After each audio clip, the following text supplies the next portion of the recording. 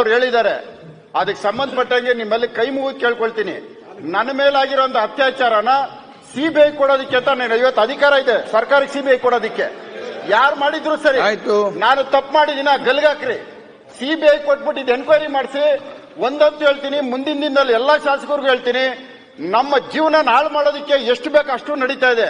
ನನ್ನ ಜೀವನ ಹಾಳಾಗೋಗ್ಲಿ. ಸಭಾಧ್ಯಕ್ಷರೇ ದಯವಿಟ್ಟು ಮಾತಾಡಕ್ಕೆ ಅವಕಾಶ ಕೊಡಿ. ಈಗಲ್ಲ ಮತ್ತೆ ಮಾತಾಡಿ ಹೇಳಿ ಬಜೆಟ್ ಅಲ್ಲಿ ಸಭಾಧ್ಯಕ್ಷರೇ ನಿಮ್ಮ ಕೈ ಮುಗಿ ಕೇಳ್ತೀನಿ, ಕೇಳ್ಕೊಳ್ಳಿ. ಮಾತಾಡೋದು ಮಾತಾಡಿ. ಮೊಮ್ಮಕ್ಕಳು ಅವ್ರಿಗೆ 15 ವರ್ಷ ಅವ್ರು ಏನಂತ ತಲೆ ಎತ್ಕೊಂಡು ಹೊರಡ್ತಾರೆ. ನೀವ್ ಏನ್ ಬೇಕಾದ್ರೆ ಪನಿಷ್ಮೆಂಟ್ ಕೊಡಿ. ರೇಪ್ ಮಾಡಿಲ್ಲ ಸಭಾಧ್ಯಕ್ಷರೇ, ಇವತ್ತು ಇಲ್ಲಿ ಬರ್ಲಿ. ಇವತ್ತು ಬಂದ್ಬಿಟ್ಟು ನನ್ನ ಎದುರುಗಡೆ ಪ್ರಮಾಣ ಮಾಡ್ಲಿ. ಅವ್ರು ಮುಗಿಯಂತ ಶನಿಮಾತ್ಮನ ದೇವಸ್ಥಾನಕ್ಕೆ ಹೋಗಿ ಮುಗಿತಾರೆ, ಪ್ರಮಾಣ ಮಾಡ್ಲಿ. ನಾನು ಮಂತ್ರಿ ಆಯ್ತು ಪ್ರತ್ಯಾಗಿರಿ ದೇವಸ್ಥಾನಕ್ಕೆ ಹೋಗಿ ನನ್ನ ಮೇಲೆ ರೇಪ್ ಕೇಸ್ ಮಾಡಿದೀನಿ. ನಾನು ಈ ತರ ನನ್ನ ಜೀವನ ಹಾಳು ಮಾಡೋದಕ್ಕೆ ರೇಪ್ ಕೇಸ್ ಹಾಕ್ತಾರೆ ಇವರು. ಈಗ ಬಜೆಟ್ ಸಬ್ಜೆಕ್ಟ್ ಬಂದು ರಾಮನಗರ ಡಿಸ್ಟಿಕ್ ಅಲ್ಲಿ ಕಂಪ್ಲೇಂಟ್ ಕೊಡ್ತಾರೆ. ಆಯ್ತು ಅವಳು ಇರೋದಿಲ್ಲಿ 50. ಆಯ್ತು ನೀವು ಮತ್ತೆ ಮಾತಾಡಿ. ಬಜೆಟ್ ರಾತ್ರಿ 2 ಗಂಟೆಗೆ 5 ವರ್ಷದ ಹಿಂದಿನ ಬಜೆಟ್ ಸಬ್ಜೆಕ್ಟ್ ಅಲ್ಲಲ್ಲ. ಈ ರೀತಿ ನನ್ನ ಜೀವನ ಹಾಳು ಮಾಡಬೇಕು. ಆಯ್ತು ನಾಳೆ ತಪ್ಪೇನು? ಆಯ್ತು ನಿಮ್ಗೆ ಬಜೆಟ್ ಇಲ್ಲ. ಆಯ್ತು ಪರಿಚಯ ಆಯ್ತು ಮಂಜುನಾಥ್ ನೀವು ಪರಿಚಯ ಇಲ್ವೇನ್ರಿ ಅವಳು? ಈಗ ಏನ್ ಮಾಡ್ತೀರಿ ನೀವು? ಇದು ಕೋರ್ಟ್ ಅಲ್ಲಿ ನೋಡಿ ನೀವೀಗ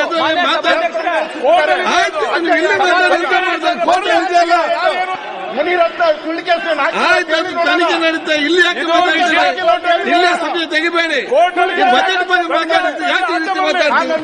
ಆಯ್ತು ಆಯ್ತು ಮುಂದೆ ಆಯ್ತು ಮುಂದೆ ಈ ರೀತಿ ಮಾತಾಡ್ತದ ಇಲ್ಲ. ಆಯ್ತು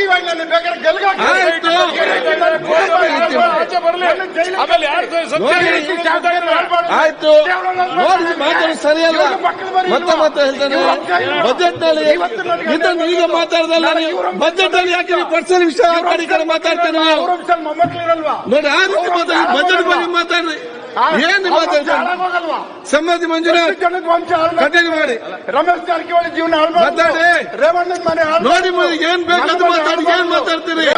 ಯಾವ ಶಬ್ದ ಮಾತಾಡಿ. ನೋಡಿ ನಾನು ಕೂತ್ ಸುಮ್ಮನೆ ನೋಡಿ ಸುಮ್ಮನೆ ಕೂತ್ಕೋಬೇಕಾಗ್ತದೆ. ಸರಿಯಾಗ್ತೀನಿ ನಾನು.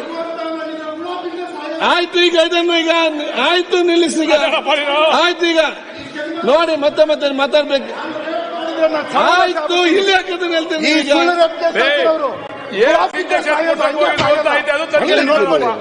ತನಿಖೆ ಮಂಜುನಾಥ್ ಕಂಪ್ಲೇಂಟ್ ಕೊಟ್ಟಾರೆ. ಯಾರು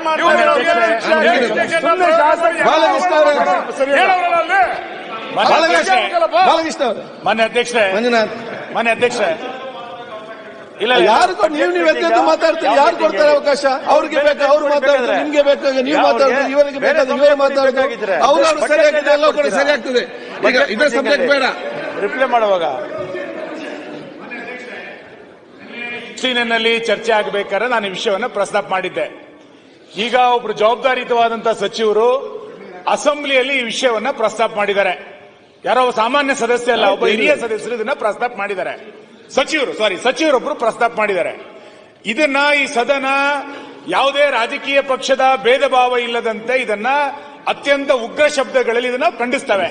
ಯಾವುದೇ ಕಾರಣಕ್ಕೆ ಈ ರೀತಿಯಾದಂತಹ ಘಟನೆಗಳು ಯಾರ ಬದುಕಿನಲ್ಲೂ ಕೂಡ ಆಗಬಾರದು. ಇದು ಬಹಳ ಸ್ಪಷ್ಟ.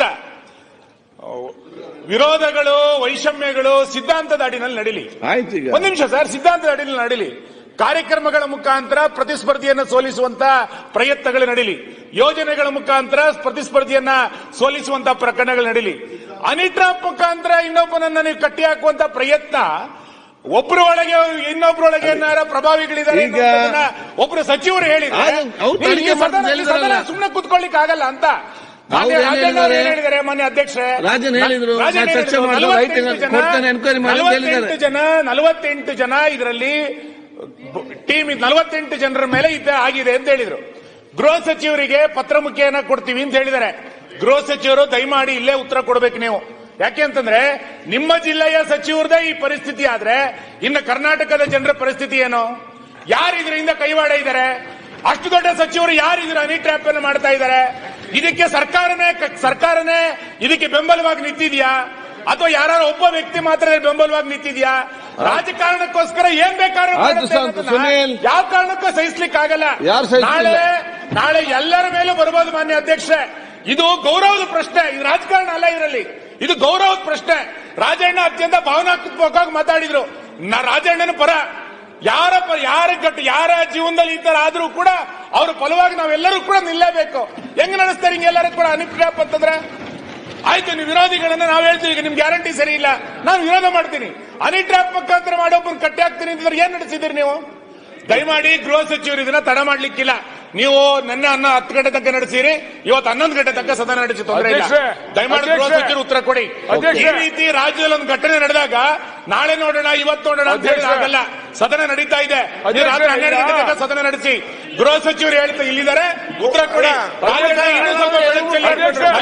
ಜನ ಯಾರ್ಯಾರಾಗಿದ್ದಾರೆ, ನಮ್ಮ ಪಾರ್ಟಿನಲ್ಲಿ ಯಾರಿಗಾಗಿದೆ, ನಿಮ್ಮ ಪಾರ್ಟಿಯಲ್ಲಿ ಯಾರಿಗಾಗಿದೆ, ಒಂದ್ಸರಿ ಗೊತ್ತಾಗ್ಲಿ ಏನೇನಾಗಿದೆ.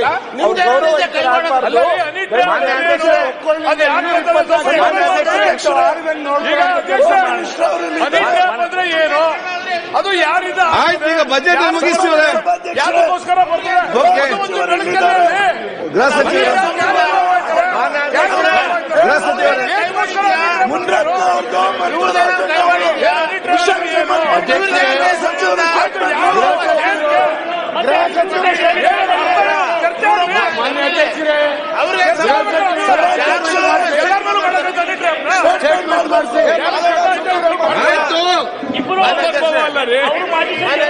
ಗೃಹ ಸಚಿವರೇ ಒಂದು ಮುಗಿಸಿದೆ ನಾನು.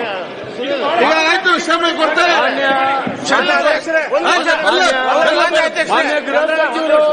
ಇದನ್ನು ಅತ್ಯಂತ ಗಂಭೀರವಾಗಿ ಆಯ್ತು ಚಂದ್ರಪ್ಪನ್, ಯಾಕೆ ವಿಚಾರ ಸ್ಟೇಟ್ಮೆಂಟ್ ಕೊಡ್ಲಿ. ಅರಂಜನಂದರ್ ಬೆಲ್ಲದವ್ರೆ ಸ್ಟೇಟ್ಮೆಂಟ್ ಕೊಡ್ಲಿ.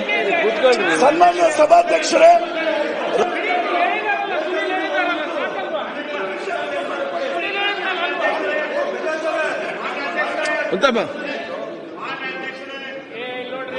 ಹೇಳಿದ್ರು 224ರಲ್ಲಿ 48 ಜನರದ್ದು ಇದಾಯ್ತು ಅಂತ ಹೇಳಿ. ನಾನು ವಿನಂತಿ ಮಾಡ್ತೇನೆ ರಾಜಣ್ಣ ಅವರಿಗೆ, ಯಾರು 48 ಜನರ ಮೇಲೆ ಈ ಟೈಪ್ ಮಾಡಿದ್ದಾರೆ ಹೇಳಿ ಅವರು. ಇವ್ರದೈತು ಯಾರ್ದೈತಿ, ಯಾರು ಮಾಡಿದಾರ, ಏನಾಗತೈತಿ ರಾಜ್ಯದಾಗ? ಸ್ಟೇಟ್ಮೆಂಟ್ ಕೊಡ್ಲಿ. ಅವ್ರು ಹೇಳಕ್ಕೆ ಅವ್ರು ಸ್ಟೇಟ್ಮೆಂಟ್ ಮಾಡಲಿ. ಅದು ಎನ್ಕ್ವೈರಿ ಮಾಡಿ.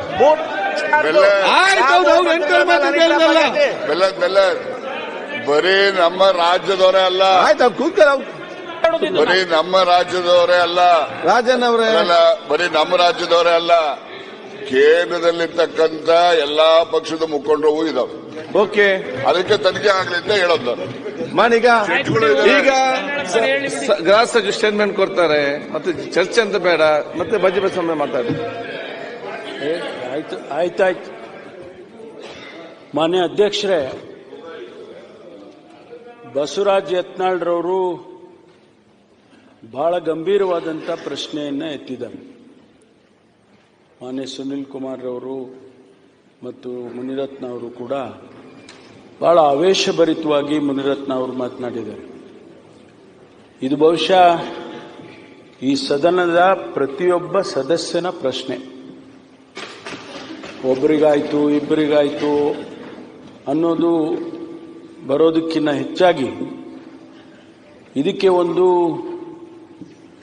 ಫುಲ್ ಸ್ಟಾಪ್ ಹಾಕಬೇಕು.